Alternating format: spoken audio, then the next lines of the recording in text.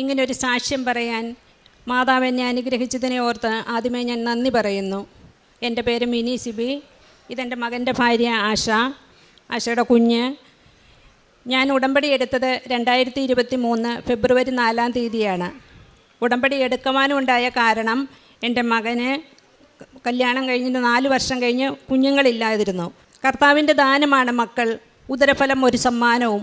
വിശുദ്ധ സങ്കീർത്തനം 127-ാം അധ്യായം 3-ാം തിരുവചനത്തിൽ ഇപ്രകാരം പറയുന്നു: ഈ കൃപാസനം എന്താണെന്നോ, കൃപാസനം എവിടെയാണെന്നോ, ഉടമ്പടി എന്താണെന്നോ ഒന്നും എനിക്കറിയില്ലായിരുന്നു. ഞാൻ ഈ മകൾക്ക് വിദേശത്ത് ജോലി കിട്ടി, ഈ മകളുടെ സാലറിയുടെ ദശാംശം കൊടുക്കാനായിട്ടാണ് ഈ കൃപാസനത്തിൽ വരുന്നത്. അത് ഞാനും ഹസ്ബൻഡും കൂടെ മാപ്പിട്ടാണ് ഇവിടം വരെ എത്തുന്നത്. ഇവിടെ വന്ന് എവിടെയാണ് എന്താണെന്നൊക്കെ ചോദിച്ചപ്പോൾ അതിൻ്റെ മേലിലാണ് അതിൻ്റെ പേയ്മെൻറ്റ് നടത്തേണ്ടതെന്നും നിങ്ങൾ ഉടമ്പടി എടുത്തിട്ടില്ലെങ്കിൽ ഉടമ്പടി എടുത്ത് മകന് കുഞ്ഞുണ്ടാവാനും മകളുടെ വിവാഹം നടക്കാനും വേണ്ടി പ്രാർത്ഥിച്ചു പോവുക എന്ന് പറഞ്ഞു. ഉടമ്പടിയുടെ പേയ്മെൻറ്റ് നടത്തി റെസിപ്റ്റും കിട്ടി, അതിൻ്റെ ദശാംശത്തിൻ്റെ പേയ്മെൻറ്റ് നടത്തി റെസിപ്റ്റും കിട്ടി. തദേവു എന്ന് പറയുന്ന ഒരു പുസ്തകവും ഞങ്ങൾക്ക് തന്നു. പക്ഷേ ഞങ്ങൾ ഉടമ്പടി എടുത്തില്ല. എനിക്ക് ഉടമ്പടി എന്താണെന്നോ അതെന്താ ഞാൻ ആരോടും ചോദിച്ചുമില്ല. ഞങ്ങൾ തിരിച്ചു പോവുകയും ചെയ്തു. ഞാൻ വീട്ടിൽ ചെന്ന് 2-3 ദിവസം കഴിഞ്ഞിട്ട് എന്തോ എന്ന് മാതാവ് എന്നോട് ഉള്ളിൽ പറയുന്ന പോലെ, എന്തുകൊണ്ടാണ് നീ ഉടമ്പടി എടുക്കാതെ പോയത് എന്ന് പറയുന്നത് പോലെ എനിക്ക് തോന്നി. 2-3 ദിവസം കഴിഞ്ഞപ്പോൾ ഞാൻ വീട്ടിൽ പറഞ്ഞു, എന്നെ ഒന്ന് കൃപാസനം വരെ കൊണ്ടുപോകുമോ, എനിക്കൊരു ഉടമ്പടി എടുക്കണം എന്ന് പറഞ്ഞ് ഞാനിവിടെ വന്ന് ഉടമ്പടി എടുത്തു, ടോക്കൺ എടുത്തു, ക്ലാസ്സിൽ കയറി. 5 നിയോഗം എഴുതി. 6ാമത്തെ നിയോഗം പരിശുദ്ധാത്മാവിൻ്റെ നിറവിന് വേണ്ടി എഴുതി. നേർച്ച വസ്തുക്കൾ വാങ്ങി, ഉടമ്പടി പത്രവും വാങ്ങിച്ചു. ഞാൻ തിരിച്ചു പോയി. ഞാൻ തിരിച്ച് ചെന്ന് വീട്ടിൽ ചെന്ന് ഞാൻ ചെയ്തു ഉടമ്പടി പത്രം ഒന്നെടുത്ത് എണ്ണി നോക്കി. ശരിക്കും അത് ചെയ്യരുതായിരുന്നു എന്നെനിക്ക് പിറ്റേ ദിവസം മനസ്സിലായി. ഞാൻ പിറ്റേ ദിവസം അച്ഛൻ്റെ ടോക്ക് കൂടുമ്പോൾ അച്ഛൻ്റെ ക്ലാസ്സിൽ അതാണ് ആദ്യം പറയുന്നത്. ചിലവർ ഉടമ്പടി പത്രം എടുത്ത് എണ്ണി നോക്കുമെന്ന്. അത് ഞാൻ ചെയ്തത് തെറ്റാണ് എന്നെനിക്ക് നല്ല ബോധ്യം വന്നതുകൊണ്ട് ഞാൻ കിട്ടിയ പത്രം ഞാൻ കൊടുത്തു തീർത്തു. പക്ഷെ ഞാൻ പിറ്റേ മാസം വന്ന് ഞാൻ ഉടമ്പടി പത്രം വാങ്ങി. ആ പത്രത്തിൽ ഞാൻ പ്രാർത്ഥിച്ച് തൈലം പൂശി ഞാനത് ഓരോ വീടുകളും കയറി ഇറങ്ങി കൊടുത്തു. ഞാൻ ആ കൊടുത്ത വീടുകൾ മുഴുവൻ തന്നെ അക്രൈസ്തവരുടെ വീടായിരുന്നു. അതുപോലെ ഈ ഇവർക്ക് കുഞ്ഞുങ്ങളില്ലാതിരുന്നു. കൃപാസനത്തിൽ വന്ന് ഞാൻ ഉടമ്പടി എടുത്തതിന് ശേഷം ഞാൻ എല്ലാ മാസവും ഇവിടെ വന്ന് പ്രാർത്ഥിക്കുമായിരുന്നു. എല്ലാ മാസവും ഞാൻ ഇവിടെ വന്ന് പ്രാർത്ഥിച്ച് മാതാവിനോട് പ്രാർത്ഥിച്ച് ഒരു ജപമാല ചൊല്ലിയതിന് ശേഷം എല്ലാ മാസവും ഏതെങ്കിലും ഒരു ദിവസം ഞാൻ ഇവിടെ വന്ന് പ്രാർത്ഥിക്കുമായിരുന്നു. ജപമാല ചൊല്ലിയതിന് ശേഷം ഞാൻ തിരിച്ചു പോകും.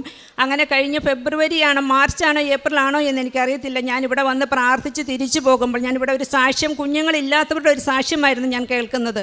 അപ്പം ഞാൻ അവിടെ നിന്ന് പ്രാർത്ഥിച്ച് ചോദിച്ചു, അമ്മേ, ഞാനും അമ്മയുടെ ഉടമ്പടി എടുത്തിട്ടുണ്ടല്ലോ, എനിക്കും ഇവിടെ നിന്നൊരു സാക്ഷ്യം പറയാൻ എന്നെ അനുവദിക്കണമേ എന്ന് ഞാൻ കരഞ്ഞു പ്രാർത്ഥിച്ചു. ഞാൻ എണീറ്റ് പോകാൻ സമയത്ത് ഞാൻ പറഞ്ഞു, പിറ്റേ മാസം ഞാൻ അമ്മയുടെ അടുത്ത് വരുമ്പോൾ ഞാൻ അമ്മയ്ക്ക് നന്ദി പറയാനായിരിക്കണം വരേണ്ടത് എന്ന് ഞാൻ കരഞ്ഞുകൊണ്ട് തന്നെ പ്രാർത്ഥിച്ചാണ് ഞാൻ ഇവിടെ നിന്ന് പോകുന്നത്. ഞാൻ വീട്ടിൽ ചെന്ന് 2-3 ദിവസത്തിനകമാണെന്ന് എനിക്ക് തോന്നുന്നു. രാത്രി 1 മണിയായപ്പോൾ ഫോൺ വന്നു, ഇവരുടെ പ്രഗ്നൻസി റിസൾട്ട് മോളുടെ പോസിറ്റീവാണെന്ന്. ഞാൻ അവിടെ കരയുവാണോ, എനിക്ക് എന്താ ചെയ്യേണ്ടതെന്ന് പോലും എനിക്ക് അറിയത്തില്ലായിരുന്നു. ഞങ്ങൾ അന്ന് തന്നെ മുട്ടേ നിന്ന് പരിശുദ്ധ അമ്മയ്ക്ക് നന്ദി പറഞ്ഞു. അങ്ങനെ അമ്മയോട് പ്രാർത്ഥിച്ചതിൻ്റെ ഫലമായി തന്നെ ഡിസംബർ 19-ാം തീയതി 2024 ഡിസംബർ 19-ാം തീയതി ഞങ്ങൾക്കൊരു പെൺകുഞ്ഞിനെ തന്ന പരിശുദ്ധ അമ്മ അനുഗ്രഹിച്ചു. പരിശുദ്ധ അമ്മയ്ക്കും തിരുക്കുമാരനും കോടാനുകോടി നന്ദി പറയുന്നു. അതുപോലെ ഒരു ഭവനം വാങ്ങുക എന്നുള്ളതും ഇവർ UK-യിലാണ് താമസിക്കുന്നത്. ഒരു ഭവനം വാങ്ങുക എന്നുള്ളത് ഇവരുടെ ഒരാഗ്രഹമായിരുന്നു. ഞാൻ എൻ്റെ നിയോഗത്തിൽ 2ാമത്തെ നിയോഗമായിട്ട് അതും വെച്ചിരുന്നു. അതും പരിശുദ്ധ അമ്മയുടെ കൃപ കൊണ്ട് മാത്രമാണ് ഞാൻ ഉറച്ചു വിശ്വസിക്കുന്നു. അതും പരിശുദ്ധ അമ്മ അനുവദിച്ച ഒരു ഭവനം വാങ്ങിക്കുകയും മാർച്ച് 2-ാം തീയതി അതിൻ്റെ പെരവഞ്ചിരിപ്പ് തീരുകയും ചെയ്തു. അതുപോലെ പരിശുദ്ധ അമ്മയും തിരുക്കുമാരനും വഴി ഉടമ്പടി എടുത്തതിന് ശേഷം ഒത്തിരി അനുഗ്രഹങ്ങൾ എനിക്ക് തന്നിട്ടുണ്ട്. പ്രേക്ഷിത പ്രവർത്തനം ഞാൻ ഉടമ്പടി പത്രം മേടിച്ച് ഗവൺമെൻറ് ഹോസ്പിറ്റലിലും എല്ലാ വീടുകളും തോറും കൊടുക്കുകയും ചെയ്യുമായിരുന്നു. കാരുണ്യ പ്രവർത്തികൾ അനാഥാലയത്തിലും ഓട്ടിസം ബാധിച്ച പിള്ളേരുടെ അടുത്തും അങ്ങനെ ഗവൺമെൻറ് ഹോസ്പിറ്റലിലുമൊക്കെ തന്നെത്താൻ ഫുഡ് ഉണ്ടാക്കി ആദ്യമേ പൈസ കൊടുക്കുമായിരുന്നു. അതിനുശേഷം ഞാൻ വീട്ടിലുണ്ടാക്കി അവർക്ക് കൊണ്ടു കൊടുക്കുകയും അവരോടൊപ്പം ഉച്ചഭക്ഷണം കഴിച്ച് ഞങ്ങളുടെ വീട്ടിലുള്ളവരെല്ലാവരും പോയി അവരോടൊപ്പം ചെലവഴിക്കുകയും ചെയ്യുമായിരുന്നു. ഉടമ്പടി എടുത്തതിന് ശേഷം ആഴമേറിയ വിശ്വാസത്തിലുള്ള ഒരു പ്രാർത്ഥനാ ചൈതന്യമായിരുന്നു ഞങ്ങളുടെ വീട്ടിലുണ്ടായിരുന്നത്. സാധാരണ എല്ലാ ദിവസവും പ്രാർത്ഥിക്കും, രാവിലെയും വൈകിട്ടും പ്രാർത്ഥിക്കുമെങ്കിലും വിശ്വാസത്തിനും പ്രാർത്ഥനയ്ക്കും ആഴത്തിലുള്ളതായിരുന്നു. എല്ലാ ദിവസത്തെ കുർബാനയ്ക്ക് പോവുകയും ചെയ്യുമായിരുന്നു. ആഴത്തിലുള്ളൊരു വിശ്വാസം കിട്ടാനും ചിട്ടയായ ഒരു ജീവിത രീതി പിന്തുടരുവാനും ഞങ്ങൾക്ക് സാധിച്ചു. ഇത്രയും ഇത്രയും അനുഗ്രഹം തന്ന പരിശുദ്ധ അമ്മയ്ക്കും തിരുക്കുമാരനും കോടാനുകോടി നന്ദി പറഞ്ഞുകൊണ്ട് ഞാൻ എൻ്റെ സാക്ഷ്യം അവസാനിപ്പിക്കുന്നു. ലേവ്യരുടെ പുസ്തകം 25-ാം അധ്യായത്തില് 9-ാം തിരുവചനം അരുളി ചെയ്യുന്നു, ഞാൻ നിങ്ങളെ കടാക്ഷിക്കുകയും സന്താനപുഷ്ടി നൽകി വർദ്ധിപ്പിക്കുകയും ചെയ്യും. നിങ്ങളുമായി ഞാൻ എൻ്റെ ഉടമ്പടി സ്ഥാപിക്കും. തൻ്റെ മകൻ്റെ കുഞ്ഞുമായിട്ട് മിനി സിബി സാക്ഷ്യങ്ങൾ പങ്കുവയ്ക്കുകയാണ്. 4 വർഷമായിട്ട് മക്കളില്ലാതിരുന്ന ദമ്പതികൾ ഉടമ്പടി എടുത്തത് മൂലം മാത്രം അമ്മയോടൊരു ഡേറ്റൊക്കെ ഇട്ട് പ്രാർത്ഥിക്കുന്നു.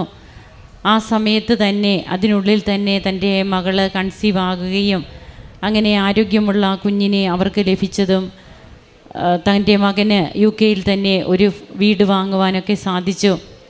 ആഴമേറിയ തങ്ങളുടെ കൂദാശ ജീവിതവും വിശ്വാസ ജീവിതവും ഒക്കെ ഉടമ്പടിയുടെ ഫലമാണെന്നും തങ്ങൾക്ക് ഇന്ന് എത്രമാത്രമാണ്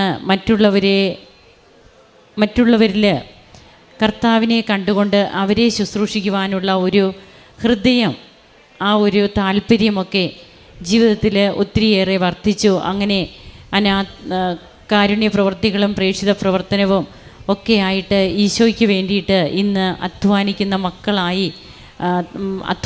മകളായി തൻ്റെ കുടുംബവും താനും മാറിയിരിക്കുകയാണ്. ഈ കുടുംബത്തോടൊപ്പം നമുക്കും കരങ്ങൾ അടിക്കാം. ഈശോയ്ക്കും അമ്മയ്ക്കും നന്ദി പറയാം. അത്യപൂർവ ദൈവാനുഭവങ്ങൾ ഇനി നിങ്ങൾക്കും സ്വന്തം.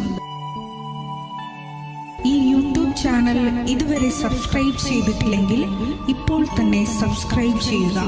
ഈ വീഡിയോ ഇപ്പോൾ തന്നെ നിങ്ങളുടെ സുഹൃത്തുക്കൾക്ക് ഷെയർ ചെയ്തുകൊണ്ട് കർത്താവിൻ്റെ പ്രേക്ഷിതരാകുക.